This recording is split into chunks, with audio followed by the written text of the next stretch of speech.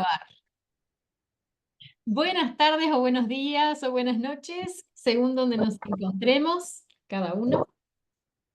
Vamos a continuar con la lectura de nuestro libro La resurrección de las personas y la vida eterna, a partir de ahora, son nuestra realidad. Y estamos en el capítulo 1, episodios concretos de resurrección de seres humanos. Y vamos a leer hoy el segundo episodio de Resurrección. Si pueden apagar los micros, por favor, se escucha un ruidito por ahí. Muy bien. A ver si puedo apagar este.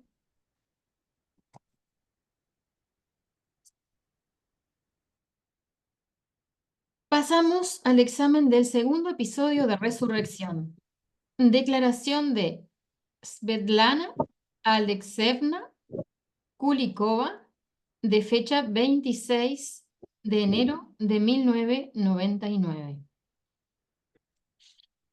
Habiéndome dirigido el 24 de diciembre de 1998 a Grigori Petrovich Grabovoi la petición de resucitar a mi hijo Valentín, asesinado a los 26 años, declaró que Grigori Petrovich Grabovoi es de verdad capaz de resucitar a las personas muertas. Después de ser recibido por Grigori Petrovich Grabovoi y después que él me haya dicho de estar dispuesto a resucitar a mi hijo Valentín, nacido en 1965 y fallecido en 1993, me puse a estudiar escrupulosamente su tesis de doctorado, compuesta para obtener el título de doctor, y su obra, La práctica de control, el camino hacia la salvación. Cada vez tenía más preguntas. Algunas veces mi ignorancia con relación a cómo se deducen las fórmulas y la incapacidad de comprender el significado de las frases lacónicas de la tesis me tenían desesperada. Después de cada nueva lectura, la tesis me parecía diferente. Algo cambiaba siempre. Tenemos un micro, no sé si Esther podés silenciarlo. No llego a cerrar los micros yo cuando doy, como eres tú la anfitriona, yo no puedo, Ah, pero si Susana y Mariana pueden cerrar los micros, por favor, y Marisol Restrepo también, Susana, y así ya están todos los micros cerrados. Gracias. una vez, el 10 de enero de 1999, alrededor de las 23, después de un intento más de entender lo que me parecía incomprensible, desesperada me dirigí mentalmente a Grigori Petrovich Grabovoi para pedirle ayuda. Y al cabo de un rato, todo lo que me parecía confuso e incomprensible desapareció.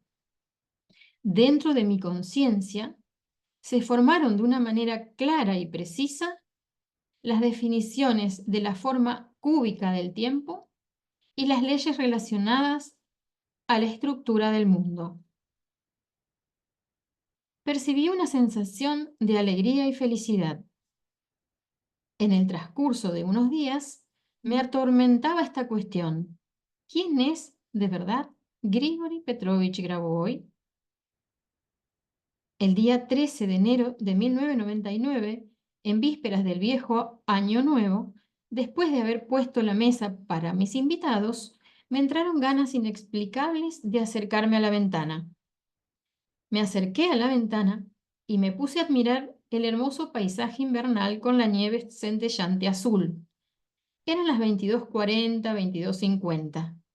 Y otra vez me vino a la cabeza la pregunta, ¿quién es de verdad Grigori Petrovich Grabovoi? Y de repente, al lugar de la nieve, empezaron a pulsar ante mis ojos unas enormes cifras negras. 1, 4, 1, 1, 1, 9, 6, 3. Luego aparecieron en medio de estas cifras unos signos de suma y todo se transformó en una extraña ecuación. 1 más 4 más 1 más 1 más 1 más 9 más 6 más 3 igual a 8. El número 8 emanaba una luz suave de color entre azul y violeta. Luego, el número 8 se puso en posición horizontal, transformándose de esta manera en el signo del infinito. Me llamaron a la mesa y las cifras desaparecieron. Solamente el día siguiente me di cuenta que estas cifras eran la fecha de nacimiento de Grigori Petrovich Grabovoi y su suma resultaba 8, la cifra de Jesucristo, la cual girada había indicado la eternidad. El 14 de enero de 1999 durmió en mi casa mi hija Katia, quien vive sola y es la melliza de mi hijo difunto Valentín. A las 2 de la madrugada, cuando todas las personas en casa ya estaban durmiendo, Katia, apenas entrada en su cuarto, sintió un golpe como si hubiera estallado un globo de aire, y al cabo de poco tiempo susurró la hoja de aluminio que estaba sobre la butaca dentro de una de las habitaciones. En aquel momento, Katia salió de su cuarto y dijo que literalmente delante de sus ojos, una caja que contenía un coche de juguete levantó el vuelo, como si una persona invisible le diera un golpe. Yo dije que había oído también aquel golpe y el susurro de la hoja de aluminio sobre la butaca.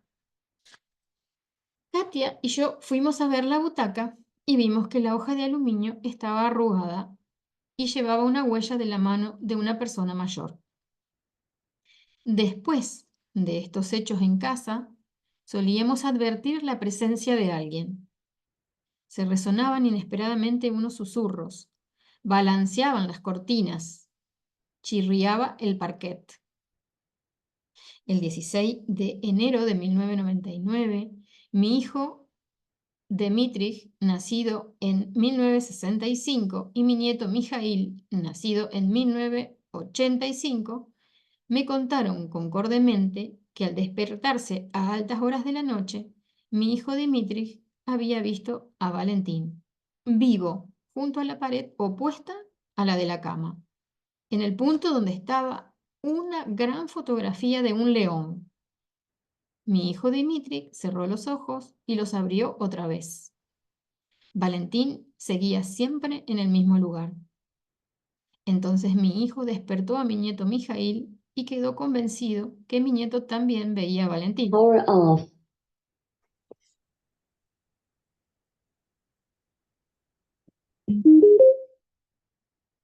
Line in.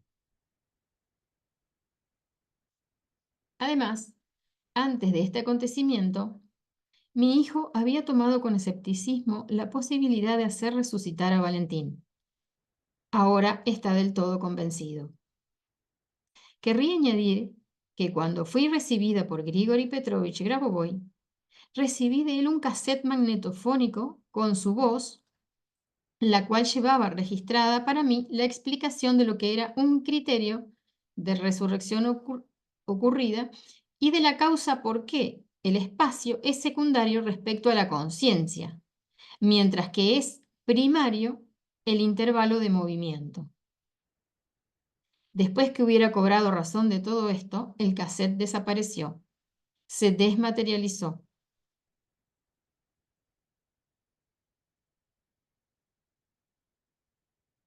Pues Svetlana Alexeyevna Kulikova se dirigió a mí pidiendo de resucitar a su hijo. Su hijo Valentín, nacido en 1967, había sido asesinado en 1993. La señora se dirigió a mí en 1998, rogando de obrar la resurrección. Vale decir que a juzgar por las fechas, se deduce que habían pasado más de 5 años y ya pasaba el 6º año a partir del momento cuando había sido asesinado Valentín. A grandes rasgos, Para la resurrección ocurre siempre la misma cantidad de energía, independientemente del plazo transcurrido desde el momento de muerte de la persona. Sin embargo, la diferencia del tiempo puede tener la siguiente significación.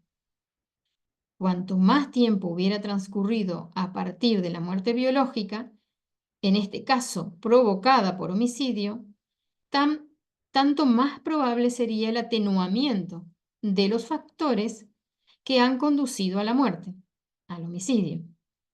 Esta circunstancia facilita la resurrección y la acelera. Además, en el proceso de resurrección, es a menudo importante comprender la causa de lo ocurrido porque esto precipita la resurrección misma. Empezamos analizando la declaración. Svetlana Alexeyevna Kulikova relata de haber estudiado mi obra Estructuras aplicadas de la zona de creación de la información y mi libro en 3 tomos, La práctica de control, el camino hacia la salvación. Estas obras contienen diferentes episodios concretos recogidos durante la práctica de mi actividad, incluso los episodios de resurrección. Además, en el transcurso de unos días, la cuestión de quién fuera yo la hago meditar de un modo excepcional o, como escribe ella misma, la atormentaba. Evidentemente, su concentración en este pensamiento era tan profundo que una vez mientras estaba junto a la ventana y admiraba el paisaje invernal, Svetlana Alexeyevna Kulikova recibió en forma simbólica la respuesta a su cuestión. Esto ocurrió de noche, en la víspera del Año Nuevo, según el calendario viejo. La señora relata: me entraron ganas inexplicables de acercarme a la ventana. Me acerqué a la ventana y me puse a admirar el hermoso paisaje invernal con la nieve centellante azul. Eran las 22:40, 22:50. Y otra vez me vino a la cabeza la pregunta: ¿quién es de verdad Grigori Petrovich Grabovoi? Y de repente, al lugar de la nieve, empezaron a pulsar ante mis ojos unas enormes cifras negras. 1, 4, 1, 1, 1, 9, 6, 3. Luego aparecieron en medio de estas cifras unos signos de adición y todo se transformó en una extraña ecuación. 1 más 4 más 1 más 1 más 1 más 9 más 6 más 3 igual a 8. El número 8 emanaba una luz suave de color entre azul y violeta. Luego el número 8 se puso en posición horizontal, Power off. transformándose de esta manera en el signo del infinito. Me llamaron a la mesa y las cifras desaparecieron. Solamente el día siguiente me di cuenta que estas cifras eran la fecha de nacimiento de Grigori Petrovich Grabovoi, y su suma era 8, la cifra de Jesucristo, la cual, girada, había indicado la eternidad. La primera observación al fragmento citado es que la fecha 14 del 11 de 1963 es la de mi cumpleaños. La segunda observación: en el texto fueron sumadas las cifras según la regla que se aplica en la numerología, o sea, las cifras se suman hasta que se obtenga un solo dígito. En este caso tenemos 1 más 4 más 1 más 1 más 1 más 9 más 6 más 3 igual a 26. Sumamos 2 y 8, perdón, 2 más 6 igual 8. Seguimos analizando la declaración.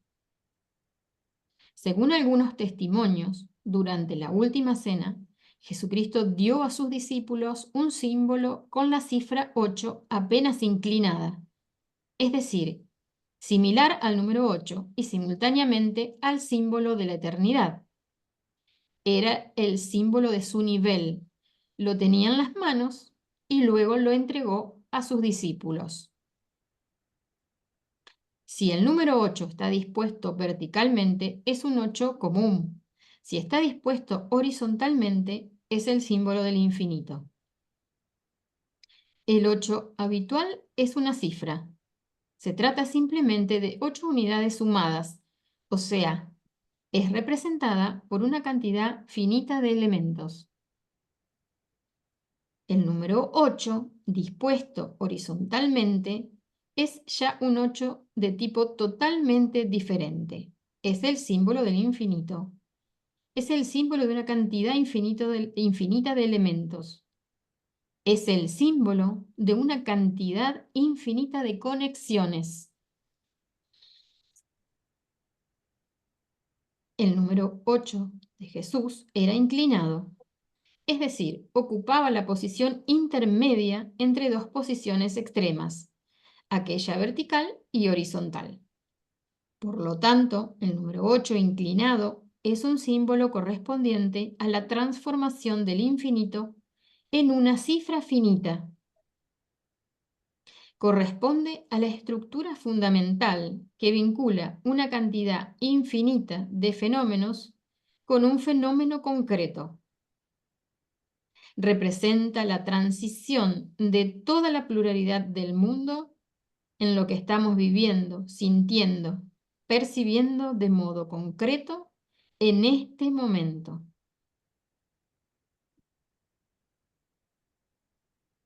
Este signo simboliza el principio de unión de lo espiritual con lo material.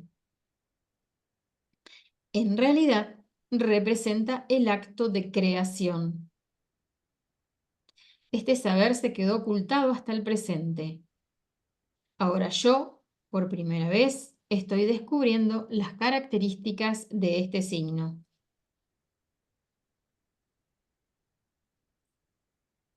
En lo que concierne a Svetlana Alexeyevna Kulikova, el deseo de dar en el kit de lo que estaba ocurriendo, de comprender por sí misma, se apoderó de ella llevándola en la condición de tensión particular. Y por fin, los conocimientos de los cuales ella escribe le llegaron en forma de revelación. Quien busca, encuentra. Desde luego, solamente quien busca sinceramente.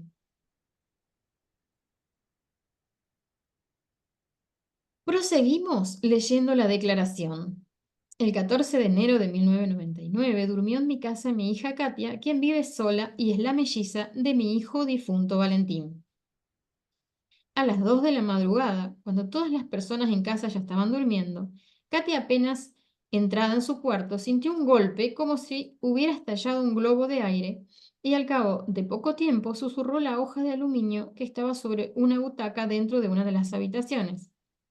En aquel momento, Katia salió de su cuarto y dijo que literalmente delante de sus ojos, una caja que tenía un coche de juguete levantó el vuelo, como si una persona invisible le diera un golpe.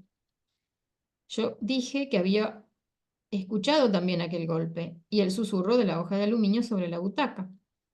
Katia y yo fuimos a ver la butaca y vimos que la hoja de aluminio estaba arrugada y llevaba una huella de la mano de una persona mayor. Después de estos hechos, en casa solíamos advertir la presencia de alguien. Se oían inesperadamente susurros, balanceaban las cortinas, chirriaba el parquet. Aquí es necesario notar una circunstancia importante. Cuando un resucitado se acerca hasta un pariente viviente, en este segundo puede tener lugar una reacción de la hipófisis del cerebro. Cuando en algunos niveles de reacción el pariente ve al resucitado, pero percibe lo que está ocurriendo en el estado de la expansión de la conciencia. Esto ocurre cuando el viviente no está preparado lo suficiente para el encuentro directo con el resucitado. Entonces, el encuentro tiene lugar para él de manera más suave. En cuanto a otros niveles de reacción de la hipófisis, puede suceder que el pariente no consigue del todo ver al resucitado. No obstante, otras personas pudieran no verlo, pero también registrar su imagen con ayuda de dispositivos. En el caso dado, los parientes de Valentín, a causa de la reacción de su hipófisis, no lograban percibirlo. En el texto se señala otra singularidad interesante. Valentín y Katia eran hermanos gemelos y los gemelos, desde el punto de vista de las informaciones, es el reflejo informativo. Así que es el canal más favorable para el primer nivel de resurrección. La resurrección se produce según el sistema de muchos niveles. Ahora examinaremos este problema, pero antes vamos a notar lo siguiente. Existe un principio de resurrección según el cual cuanto más personas desean la resurrección, tanto más fácil es el contacto con quien ha de ser resucitado. Esta tesis se llama principio de desparalelización de las señales. Por consiguiente, para lograr la resurrección es necesario que el mayor número posible de personas, preferentemente los familiares más próximos, la desee. Porque en este caso se facilita la salida del difunto hacia el mundo de los que viven y es especialmente eficaz la salida a través de un mellizo. Por eso Katia representó un canal más favorable para el primer nivel de resurrección. Y ahora hablamos de los niveles de resurrección. Niveles de resurrección.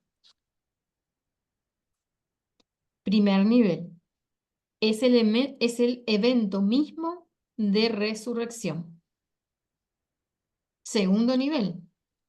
Es el nivel de armonización. De armonización con dos tipos de realidad. Una de estas es la realidad de los difuntos. La otra es la realidad de los vivientes. La esencia de esta armonización consiste en que durante un cierto periodo el resucitado tiene que estar contemporáneamente en ambos niveles de realidad. Además, hay algo intermedio entre estos dos niveles que existe durante todo el periodo mientras se pasa de un nivel a otro. Efectuando la grabación o, por ejemplo, el análisis de los tejidos, se puede considerar este evento en su mayor parte como el periodo cuando ocurre el tránsito desde un nivel al otro. Tercer nivel. Al tercer nivel, los vínculos con los difuntos son tales que el resucitado no pertenece más a la estructura de los difuntos, sino ya a la de los vivientes. Se produce la estabilización del cuerpo físico, aunque exista todavía el cuerpo de equilibrio. Es cuerpo al cual, en caso necesario, se traslada al cuerpo material. Además, la transición del cuerpo material al cuerpo de equilibrio tiene lugar merced a la salida de materia que va llenándolo aproximadamente como en los vasos comunicantes un líquido desde un vaso a otro. Este mecanismo funciona de la manera siguiente. Imaginamos que el resucitado haya encontrado una persona viviente, una de las que no están todavía prontos para el encuentro. El alma del resucitado percibe esta información y entonces el resucitado, a fin de no causar traumas a la otra persona, determina la reacción de su hipófisis de tal manera que aquella empiece a percibir lo que está ocurriendo en un estado de extensión de la conciencia. Y durante este lapso de tiempo, el cuerpo de equilibrio produce la salida de la materia y su traslación a otro lugar del espacio-tiempo. Hay que tener en cuenta que el alma que dirige todo este proceso es una estructura con un volumen infinito. De ahí El resucitado se encuentra en un lugar de todo diferente. La existencia de esta posibilidad ayuda a armonizar la adaptación de los resucitados a los vivientes. El fenómeno descrito es parecido a la teletransportación, pero no es la teletransportación. La diferencia entre dos fenómenos consiste en lo siguiente. Para la teletransportación de una persona viviente que nunca ha muerto, es necesario conocer las coordenadas exactas del lugar de teletransportación y es menester poseer un nivel elevado de las estructuras de gestión, es decir, del nivel del alma. Mientras cuando el que vuelve empieza a trasladar la materia a otro lugar del espacio-tiempo, la situación es más simple, cuanto que el lugar para él ya está pronto. Hay otra diferencia más. Lo que graba la cámara de video, en estos casos, mirando el material grabado, se ve que en el caso de teletransportación, los elementos del cuerpo aparecen a modo de una serie de movimientos discretos, mientras que durante la traslación de materia al cuerpo de equilibrio, que está en otro lugar del espacio-tiempo, todos los movimientos son muy fluidos y lentos, como si verdaderamente la materia se saliera de un lugar y apareciera en otro, es decir, un lugar de grabación. Cuarto nivel de resurrección.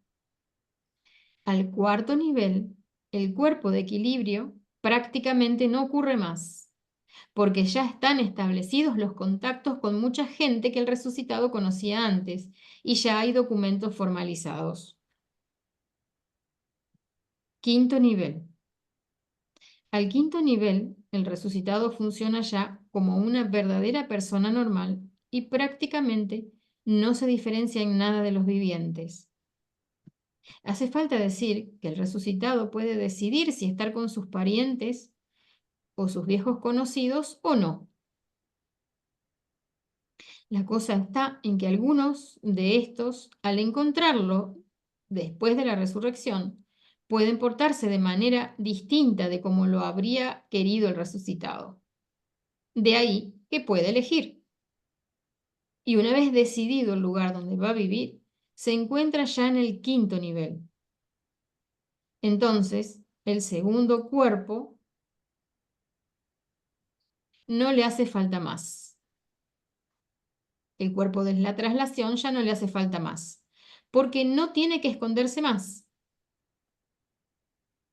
Es necesario notar que en los últimos tiempos, la traslación al cuerpo de equilibrio ocurre raramente.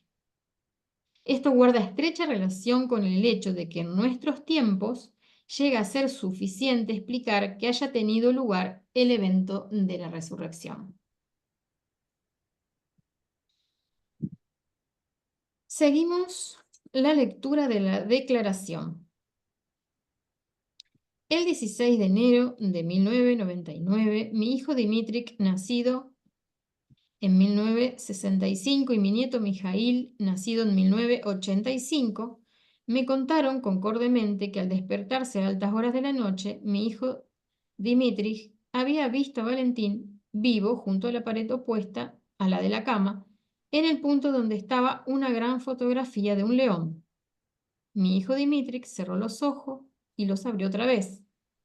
Valentín estaba siempre en el mismo lugar. Entonces mi hijo despertó a mi nieto Mijail y quedó convencido que mi nieto también veía a Valentín.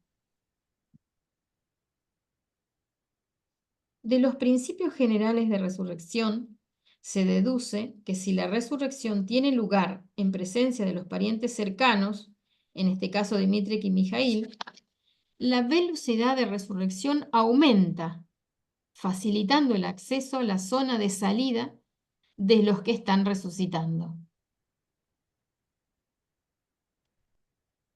La resurrección ocurrió en presencia de estos dos testigos, los cuales vieron a Valentín vivo en el sitio donde estaba una gran fotografía de un león. Es muy importante aquí la presencia en la zona de resurrección de la fotografía de un representante del mundo animal. Pero en el lugar de la fotografía habría podido estar un gato o un perro o cualquier planta. En el análisis del caso de resurrección precedente, he tocado ya a esta cuestión. La presencia de algún otro objeto conduce a la dispersión de la atención de la persona y consecuentemente a la disminución de la sobrecarga psicológica, favoreciendo la aceleración de la resurrección. En consecuencia, entonces, podemos constatar la existencia de las siguientes leyes.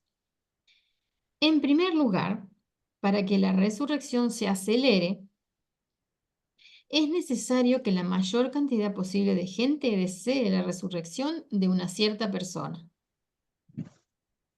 En segundo lugar, es mejor que se trate de los parientes de esa persona.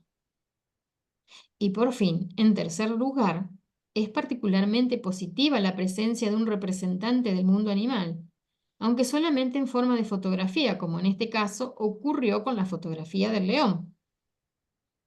Además, la presencia precisamente de un león, en este caso, representó una singularidad adicional que permite entender la unión del resucitado con el mundo circundante. A este respecto voy a hablar de las posibilidades informativas del león y del águila. El hecho es que, a distinción de otros animales, el león se mueve sabiendo con antelación qué situación aproximadamente lo espera y lo que le podría pasar en poco tiempo, en el transcurso de 1 hora más o menos. Para comprender mejor lo que ocurre en este caso, tomamos un ejemplo más familiar. En grandes aeropuertos modernos, los aviones a veces aterrizan cada minuto. Para garantizar la seguridad de los vuelos, los controladores aéreos tienen que observar en la pantalla de los radares el movimiento de todos los aviones en el aire para controlar su vuelo y aterrizaje. Vamos a ver brevemente cómo funciona el radar, o mejor, la estación de control del radar. El radar emite un impulso electromagnético corto en una cierta dirección. Si en esta dirección hay un avión, el impulso alcanzado se refleja y vuelve atrás. Sobre la pantalla de radar en este lugar aparece un punto luminoso. A base del tiempo empleado por la señal reflejada en volver atrás, se calcula la distancia hasta el avión. En el instante siguiente se envía el impulso en dirección un poco diferente. Después, la dirección cambia un poco más. Todo esto sucede muy rápidamente y de tal manera se examina el espacio aéreo. Por consiguiente, en la pantalla del radar surge un cuadro completo de la situación de los aviones en un momento dado. Tal examen visual del espacio aéreo, en lenguaje de los especialistas, se llama escaneo, pues el león tiene la capacidad de escanear el espacio de los acontecimientos futuros hasta 1 hora de tiempo. Con todo eso, ve los eventos futuros exactamente como ve aquellos presentes. Hay que notar que en vez de hablar de escaneo del espacio de los acontecimientos futuros, se puede hablar de escaneo del tiempo. Esta expresión es también correcta. De cuando en cuando, el león emite desde la caja torácica un impulso de conciencia y recibiendo la señal reflejada de vuelta, obtiene el saber preliminar de los acontecimientos futuros.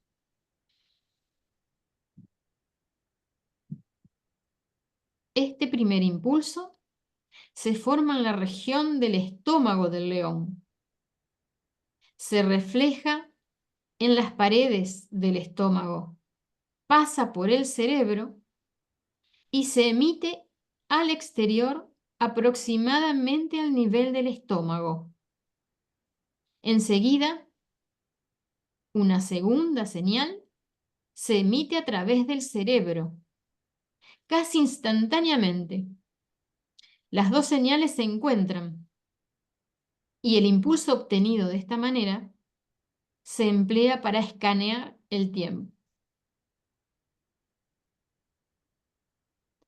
Durante la formación de este impulso del estómago del león, el estómago se encoge ligeramente, toma la forma parecida a una pelota de rugby y el impulso sale de una de sus partes superiores. En el ámbito del tema aquí abordado, vale la pena decir unas palabras sobre el avestruz. La expresión "la política del avestruz" y otras expresiones analógicas son vinculadas con la opinión que al sentir el peligro, el avestruz esconde la cabeza en la arena en vez de actuar. En realidad, el asunto es otro. El avestruz es capaz de escanear el tiempo hasta cerca de 1 minuto adelante en el futuro. Y si ve un peligro real, huye. Este hecho fue comprobado por experimentos de los científicos americanos que tiraban las bolas al avestruz.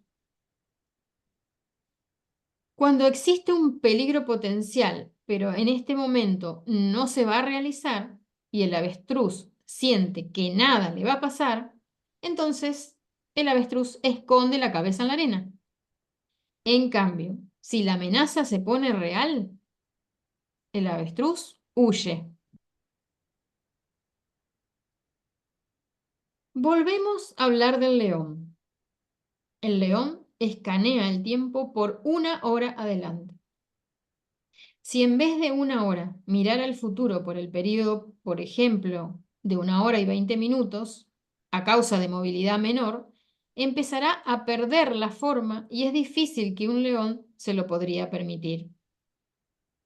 Es necesario decir que desde un cierto punto de vista, el escaneo de los acontecimientos futuros por el león es totalmente diferente del escaneo del espacio aéreo por el láser. El impulso emitido por un radar es un segmento de una onda electromagnética. Se mueve en el espacio a velocidad de la luz. El impulso de conciencia emitido por el león no se mueve en ninguna dirección y no se propaga. No se produce ningún movimiento. Este impulso enseguida, instantáneamente, se forma en el punto a donde el león quiere dirigirse. El impulso se forma en aquel punto y se refleja de aquel punto después de haber escaneado todo lo que está a su alrededor. Sin embargo, para la señal reflejada, a distinción de lo que ocurre con la señal directa, existe el concepto de difusión ondulatoria. Una onda reflejada se difunde a velocidad muy elevada, superior de la luz, y vuelve a su fuente inicial. Volvemos a la señal directa. Para que sea más claro lo que pasa en este caso, se puede imaginar de un modo evidente este proceso de la manera siguiente. Cuando el león, por ejemplo, tiene que atravesar algún territorio, en él nace un pensamiento ligado a esta necesidad. Imaginamos este pensamiento en la forma de una columna cilíndrica. Se trata en realidad de la forma de las informaciones. Apenas en el león se produce este pensamiento en forma de una columna cilíndrica, enseguida en el punto a donde el león quiere trasladarse, se forma un cilindro un poquito modificado, en forma de cono. Su formación se produce a base del principio de las relaciones comunes existentes entre todos los fragmentos de información. La información en segmento necesario al león se escanea en torno a la forma producida. Se puede decir que la columna en forma de cono que se ha formado consta de dos partes. Una parte representa lo que está siempre en este segmento y que es la consecuencia del principio fundamental siguiente.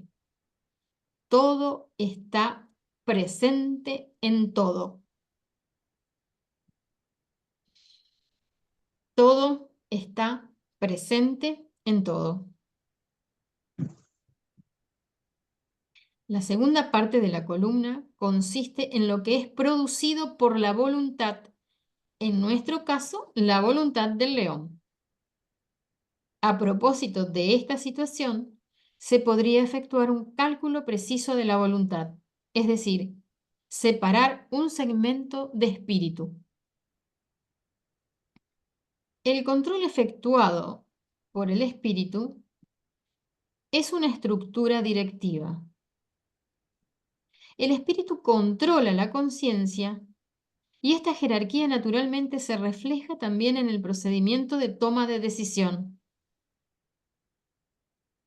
Cuando el león recibe la señal reflejada, ya antes de que sea elaborada por su conciencia, la primera decisión se toma por el espíritu, es decir, por la estructura directiva espiritual. Por ejemplo, hay algo ante el león que lo molesta y tiene que saltar atrás. Después empieza la elaboración de la señal reflejada y es la conciencia que lleva aquí la carga principal. Sobre la base de la elaboración de la señal reflejada efectuada por la conciencia, el león toma la resolución que hacer. En este caso tiene que huir. Si hacemos el parangón con el comportamiento del tigre, vemos aquí la situación distinta. En el tigre, el control espiritual es reemplazado por el funcionamiento de la conciencia desarrollada. Y por eso el tigre es un poco más tardío. Notamos que el león es considerablemente superior al tigre, como a los demás animales también, en lo que concierne a la dirección espiritual. Es precisamente esta su capacidad que lo distingue entre otros animales, y es por eso que el león es considerado el rey de los animales. Si a este respecto se examina la correspondiente organización del ser humano, se puede constatar lo siguiente. El ser humano posee un volumen especial separado de nivel espiritual y su dirección espiritual asciende hasta la estructura de contacto con Dios. De ahí que si quiere el ser humano, se puede desarrollar muy rápidamente. Una observación más. Teniendo en cuenta la descripción expuesta más arriba del proceso de toma de las decisiones, se ve que a reserva de que el sistema de dirección espiritual sea muy desarrollado, considerablemente más avanzado del sistema de la conciencia y controle íntegramente todas las células y la conciencia misma, el objeto llega a ser del todo indestructible. La causa es que por medio de la conciencia que contiene los principios espirituales desarrollados, se puede crear la materia y consecuentemente cualquier cuerpo físico, incluso de un ser humano.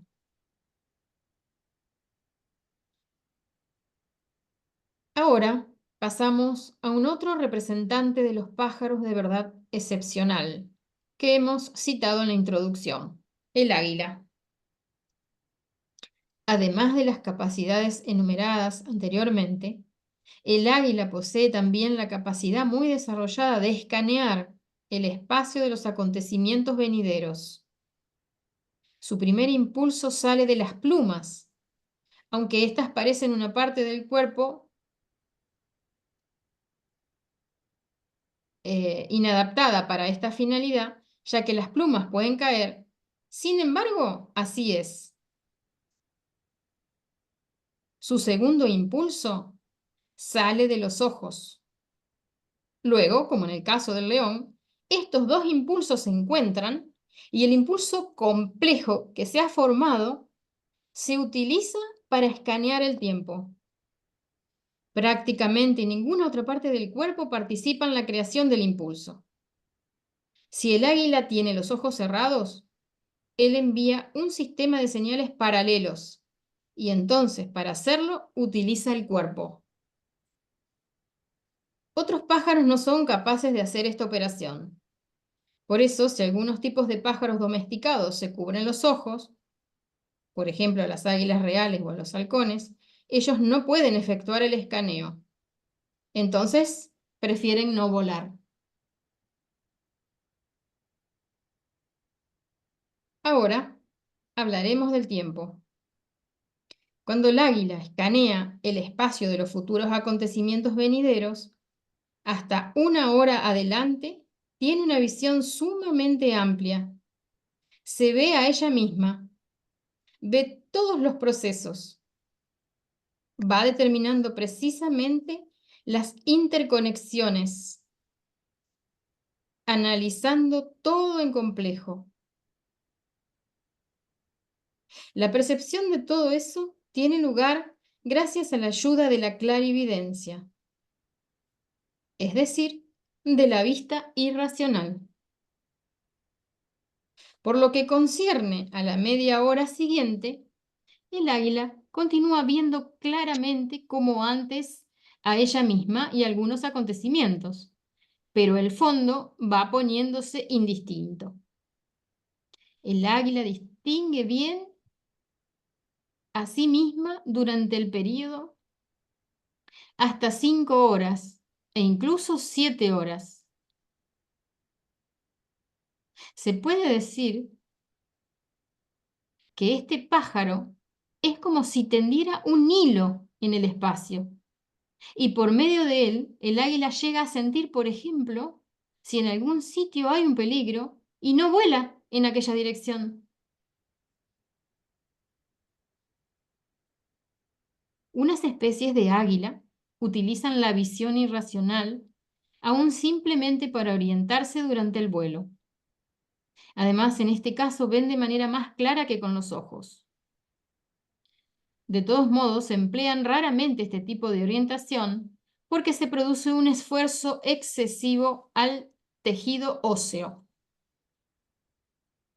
Hay que añadir que el águila domina perfectamente también la teletransportación.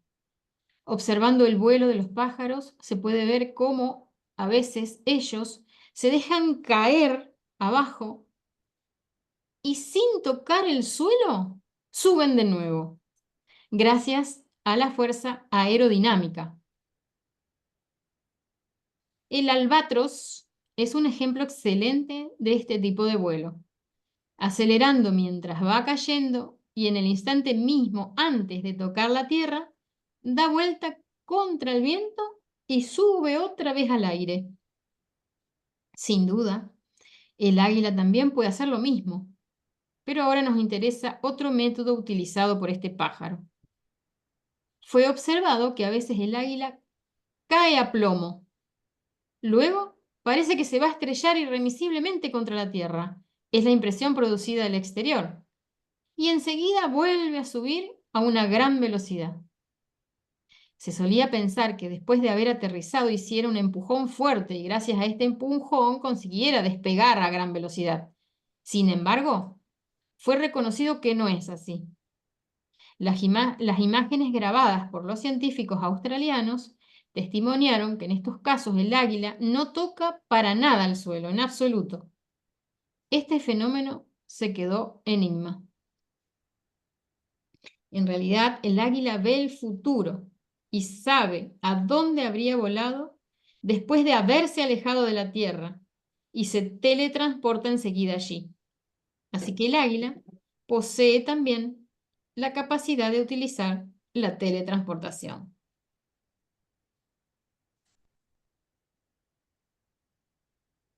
Ahora volvemos a examinar en la declaración de Svetlana Alexeyevna Kulikova y precisamente el pasaje donde relata que su hijo y su nieto vieron a Valentín vivo al lado de la fotografía grande de un león. Ahora, después de haber conocido las singularidades de este animal, nos resulta fácil comprender cómo su fotografía hubiera ayudado la resucitación de Valentín. Pues gracias a la capacidad de escanear el futuro, el león hace salir fuera el campo informativo del futuro y en este momento se produce la resurrección. De esta manera, Dmitrij, cuando abrió otra vez los ojos, seguía viendo a Valentín vivo. Sucesivamente, Svetlana Alexeyevna Kulikova escribe que escuchó el cassette magnetofónico con la explicación de unos principios básicos de la estructura del mundo. Después que hubiera cobrado razón de estos principios, el cassette se desmaterializó.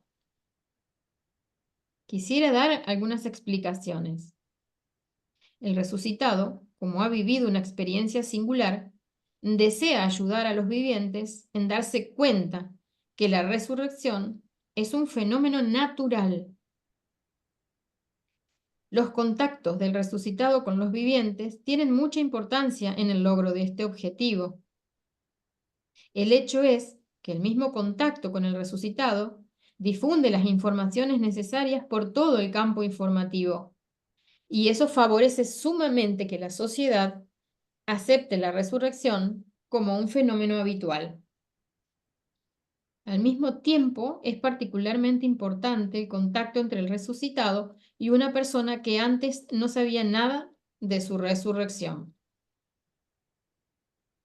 Después del contacto con una persona, el resucitado muda de lugar. Luego lo hace otra vez. De esta manera, él mismo asimila experiencia, porque tiene su propia misión. Ha de dar el saber a la gente.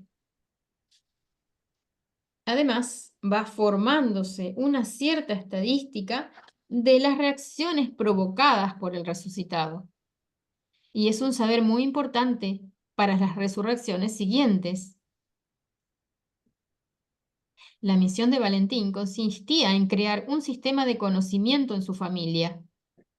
En consecuencia, cuando su madre, después de haber escuchado la grabación, entendió los principios expuestos en ella, y en particular, por ejemplo, lo que el espacio es secundario respecto a la conciencia, el cassette se desmaterializó. Aquí acabamos con el análisis de la declaración del 29 de enero de 1999. Pasamos al examen de la declaración siguiente, con fecha 26 de abril de 1999. Declaración de Svetlana Alexeyevna Kulikova, fechada 26 de abril de 1999. Me he dirigido a Grigori Petrovich Grabovoi para volver a la vida a mi hijo Valentín asesinado. Declaro que Grigori Petrovich Grabovoi es de verdad capaz de resucitar a las personas asesinadas. Me he dirigido a Grigori Petrovich Grabovoi el 24 de diciembre de 1998 para pedirle que resucitara a mi hijo Valentín, nacido en 1967 y asesinado en 1993. El 16 de enero de 1999, mi hijo Dmitrij, nacido en 1965, y mi nieto Mijail, nacido en 1985, me contaron concordemente que al despertarse a altas horas de la noche, mi hijo Dmitrij había visto a Valentín, vivo, junto a la pared donde estaba una fotografía de un gran león. Mi hijo Dmitrij cerró los ojos y los abrió otra vez. Valentín seguía siempre en el mismo lugar. Entonces mi hijo despertó a mi nieto Mijail y quedó convencido que mi nieto también veía a Valentín. Mi hija Katia me contó que a principios del mes de abril de 1999, Valentín vino a ella y le dijo que habríamos vivido unos grandes cambios positivos. Valentín vivo habló conmigo por el portero. Además, Katia se sintió tocar por él. Le pidió de llamar un número de teléfono y preguntar por una persona. Ella se acuerda de haber tomado el teléfono sentada en la cama y haber marcado el número, pero por otra parte no contestaba a nadie. Valentín dijo que no había prisa. Se despidió de ella y salió. El 11 de abril de 1999, el día de las Pascuas, me llamó mi nieta Masa nacida en 1990, la hija de Valentín, y relató que Valentín vino a su madre, Marina Glebova, nacida en 1970. Después de este episodio de encuentro de Valentín con su exmujer Marina, esta fue con una amiga y la hija Masa al cementerio donde estaba la tumba de Valentín, pero no consiguieron encontrar la tumba ni el lugar donde estaba antes, ni el registro del cementerio. En la primera parte de la declaración son relatados algunos de los hechos ya descritos en la declaración antecedente. En la parte siguiente leemos: mi hija Katia me contó que a principios del mes de abril de 1999, Valentín vino a ella y le dijo que habríamos vivido unos grandes cambios positivos. Es una frase muy importante. Aquí se refleja la ley general según la cual la resurrección es siempre un signo de cambio positivo del futuro. Es un principio. Si tuvo lugar la resurrección, entonces los acontecimientos tomarán la dirección favorable. Además, Katia se sintió tocar por él. Le pidió de llamar un número de teléfono y preguntar por una persona. Aquí, en las acciones de Valentín, vemos manifestarse otro principio. Después del primer contacto con cualquier viviente, el resucitado establece el contacto siguiente de manera mediata a través de alguien. Por ejemplo, hace llamar a alguien por un pariente, un conocido. En este caso, Valentín quería actuar por medio de Katia. Ella se acuerda de haber tomado el teléfono sentada en la cama y haber marcado el número. Pero por otra parte no contestaba a nadie. Valentín dijo que no había prisa. Se despidió de ella y salió. El resucitado, después de volver a este mundo, ha de ser registrado oficialmente. Existe una estructura a base de cual ha sido creado todo un sistema de registración para los resucitados. Están en servicio las instituciones especiales, con salas de recepción y teléfonos, a donde el resucitado puede dirigirse para ser registrado. El rasgo particular de estas instituciones es su propiedad de subsistir en espacio doble. Son visibles para los resucitados y para quien trabaja con ellos, pero no siempre para la gente común, aunque la videocámara puede registrarlos. Estas instituciones no fueron fundadas por personas comunes, las cuales no tienen nada que ver con su creación. No obstante, los edificios en los cuales están situadas por exterior parecen iguales a los construidos por la gente común. En estas instituciones trabajan los seres que en apariencia tienen aspecto exterior habitual. Sus vísceras funcionan como las de las personas comunes, pero son seres de todo diferentes. Y ellos, lo mismo que sus instituciones, tienen la propiedad de ser visibles solo a los resucitados y no a la gente común.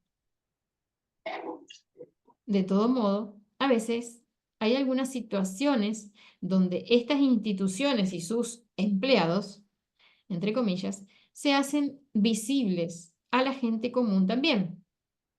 Por ejemplo, ocurre que es necesario registrar el número de personas que tendrán capacidad de ver al resucitado y el número con las que va a establecer el contacto. Entonces, se forma la institución de este tipo. Es claro que las personas que pasan delante del edificio no prestan atención a él, pero pueden ver el resucitado. Pueden preguntarle algo o pasar sin detenerse. O puede ser él que les pregunta algo. Es fácil que los peatones no cobren razón de qué hacer con un resucitado, pero en el mismo tiempo se hace la registración de cantidad de personas que ha visto el resucitado y el número de personas con las cuales se ha puesto en contacto. Así que esta institución, en un cierto periodo de tiempo, se queda abierta a todo el mundo y después se hace de nuevo imperceptible a las personas comunes. De vez en cuando ocurre que cambia también el substrato material de estas instituciones, pero lo importante es que éstas existen materialmente. Todo este sistema de registración de los resucitados con instituciones especiales, los seres, y a veces incluso con los seres humanos que trabajan allí, todo esto ahora se va descubriendo a las personas. Aunque yo contara solo ahora de este sistema, lleva ya bastante tiempo formándose. A este respecto, me viene a la mente el relato de Herbert Wells, La tienda mágica. Recordamos su comienzo. Un hombre está caminando por la calle con su hijo pequeño. El niño toma al padre por el dedo y lo arrastra hacia el escaparate de una tienda. El padre levanta los ojos y se asombra al ver realmente delante de sí una tienda donde se venden juguetes. Se puede comprender su asombro. Había pasado miles de veces por esta calle, pero en aquel lugar no había visto nunca ese negocio. Sin embargo, el niño ha visto esta tienda. Entran y ven unos juguetes de veras mágicos. Este relato es incluido en la colección que lleva el título Obras Fantásticas. En efecto, como se puede ver, nuestra realidad viva, nuestra actualidad, excede infinitamente a cualquier fantasía, sobre todo tomando en cuenta todo lo que la gente todavía tiene que descubrir. Así, una vez resucitada, para la persona se pone la cuestión de la registración. Las instituciones de las cuales acabamos de hablar reciben al resucitado después de la resurrección. Saben todo sobre él. Tienen las informaciones completas, sobre todo procuran al resucitado los números telefónicos de sus oficinas y una vivienda por si acaso toma la decisión de aprovechar de ella. El resucitado es dueño de su vida.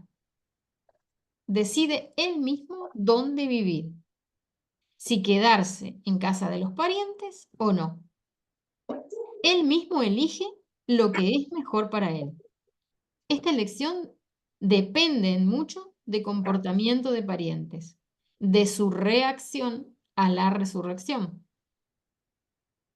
Sería deseable elegir para la registración un sitio no muy lejano de la persona con la cual el resucitado tuvo el primer contacto, es decir, no muy lejos del lugar donde se encuentra esta persona en el momento de la registración. Tiene menos valor la distancia física hasta el lugar del primer contacto, aunque sí, en la medida de lo posible, sería mejor que la registración se efectuara en una representación situada no lejos. El encuentro con cualquier viviente es la aceptación de pleno valor de la resurrección ocurrida.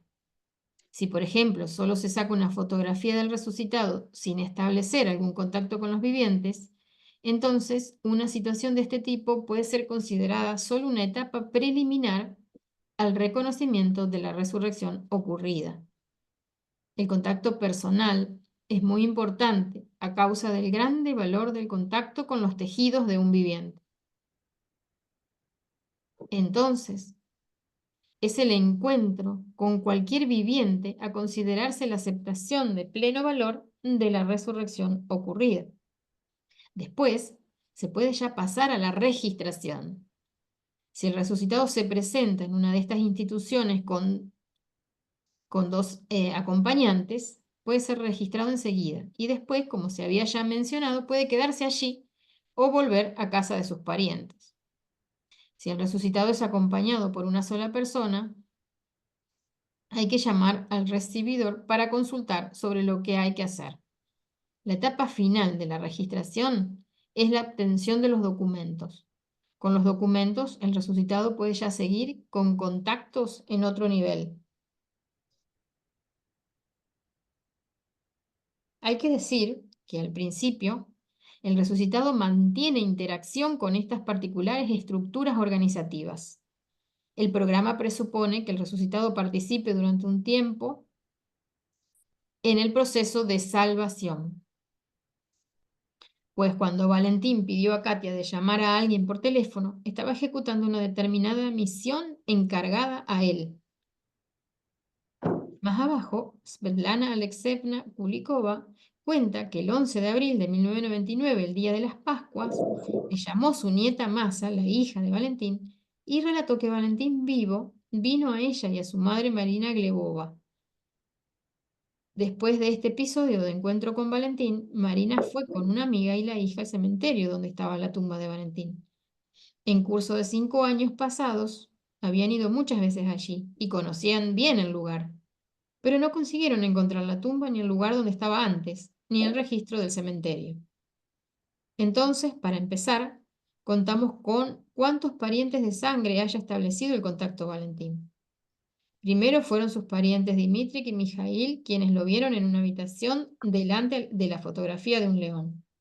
Luego conversó con su madre por el portero. Después tuvo un contacto directo con su hermano Katia. Y por fin, cuando llegó a su exmujer, tuvo también un contacto con su hija Masa. Sumando todos estos casos, se llega a un resultado de 4 contactos a nivel de vista física. Hagamos recurso de la numerología y al mismo tiempo recordemos el principio según el cual para cada objeto hay siempre su reflejo en el campo de la información. Por eso, en la estructura de la dirección informativa, poniendo énfasis en dirección, se utiliza siempre el principio de la multiplicación por 2. Multiplicando 4 por 2 se obtiene 8. Así que llegamos a 8. Si hacemos girar el número 8, el mismo pasa a indicar el infinito. Vale decir que tiene lugar el desplazamiento del espacio-tiempo. El cuarto contacto con el pariente consanguíneo ocurrió el día de la fiesta de las Pascuas. La fiesta de Pascuas, el día de la resurrección de Cristo, es particular porque en este periodo, el canal de resurrección es lo más simplificado para la regulación del espacio-tiempo. Vamos de nuevo con esta frase. La fiesta de Pascua, el día de la resurrección de Cristo, es particular porque en este periodo el canal de resurrección es lo más simplificado para la regulación del espacio-tiempo. Es en periodo de la Pascua que más se descubren los conocimientos naturales sobre la resurrección universal de los difuntos. Además, la fiesta de las Pascuas, en el año 1999, cayó en 11 de abril. Si examinamos esta data como si fuera una cifra, obtenemos un 7. En efecto, 11041999, 1 más 1 más 0 más 4 más 1 más 9 más 9 más 9 es 3 y 4. Sumamos 3 y 4 y obtenemos el 7. Pues bien, la data del cuarto contacto tiene la estructura vibracional de la Navidad de Cristo.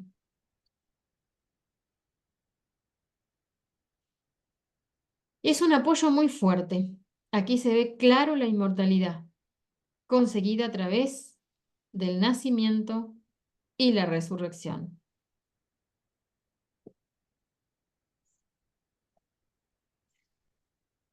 Vemos que el recurso a la numerología confirma la seriedad de los acontecimientos ocurridos desde el punto de vista de las leyes de la construcción del mundo.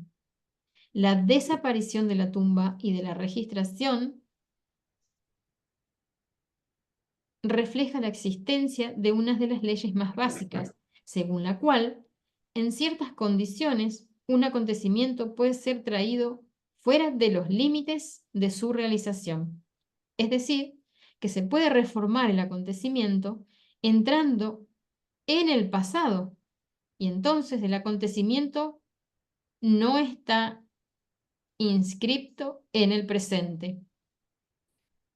En este caso, fue posible trasladar el espacio-tiempo en aquella zona donde Valentín seguía viviendo tranquilo.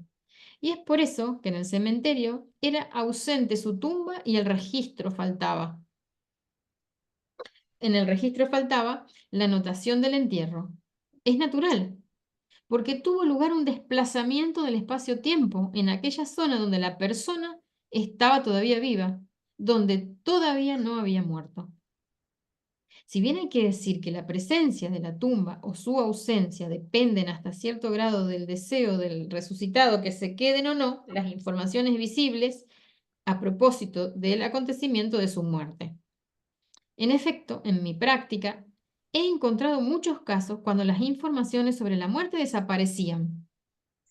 Además, la desaparición de las informaciones llegó a tal punto que nadie del círculo de conocimientos del resucitado se acordaba del hecho de su muerte. Así resultó que Valentín no había nunca muerto y por lo tanto hubo de efectuar una registración más. La primera registración a nivel físico había tomado nota del hecho de que él había sido resucitado, mientras la segunda certificaba que no había muerto nunca. Aquí hay que subrayar la siguiente circunstancia muy importante. Después de acabarse felizmente todos los acontecimientos, resultó que Valentín se acordaba bien de su propia resurrección. Se acordaba de haber sido registrado como resucitado. Se acordaba de todo lo que había ocurrido en el período cuando todavía no fue registrado el hecho de la desaparición de su tumba y de la registración del entierro en el registro del cementerio. Y además, al mismo tiempo, se acordaba de todos los hechos los cuales habían sido vinculados con la desaparición de su tumba, es decir, con la registración del hecho que no había nunca muerto. Se acordaba de todos los acontecimientos reales confirmados por muchos testigos. De este modo se manifestó que Valentín sabía a la vez de haber pasado a través de la estructura de resurrección y de haber pasado por la estructura de no realización del acontecimiento de la muerte. Aquí vemos un ejemplo de realización práctica de un principio que soluciona el conocido problema de la memoria en las reencarnaciones. Desde el punto de vista de las teorías de reencarnación, la memoria de las existencias anteriores desaparece para que sea posible acumular nuevas experiencias. No obstante, el ejemplo concreto aducido aquí enseña que ya no es así.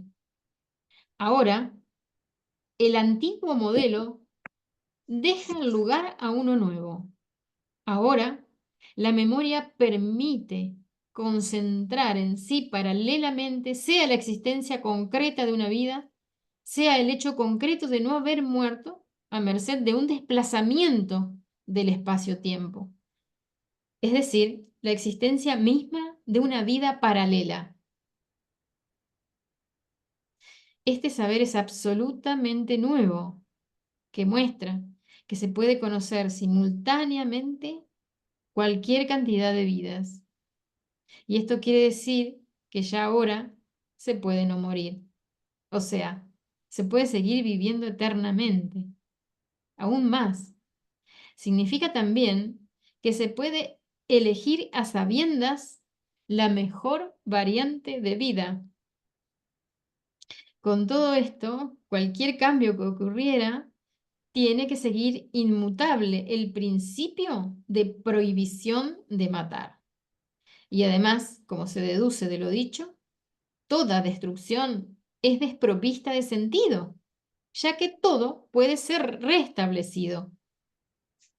En conclusión, podemos decir que a continuación todo acabó bien para el personaje principal de nuestra historia. Consiguió ordenar su vida privada y obtuvo éxito en el trabajo. En general, todo marchó como si la persona no había nunca muerto.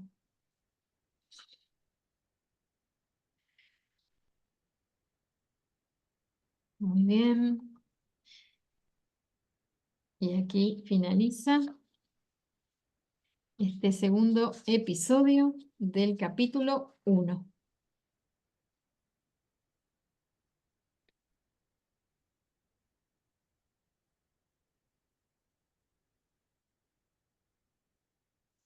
Muchas gracias por participar en esta lectura comunitaria que nos ayuda a ampliar a todos nuestra conciencia y de esta manera aportar, ampliar también la conciencia colectiva,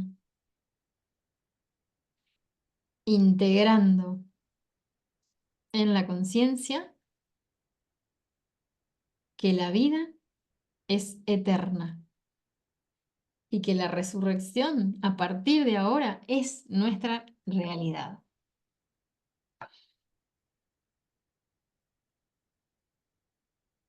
Con gratitud a Dios, a Grigori Grigoroi, que nos trae todas estas enseñanzas de vida eterna, y con gratitud a cada uno de nosotros y a todos por elegir disponernos a la vida eterna, que es también la unión con nuestro Creador. Gracias, gracias, gracias.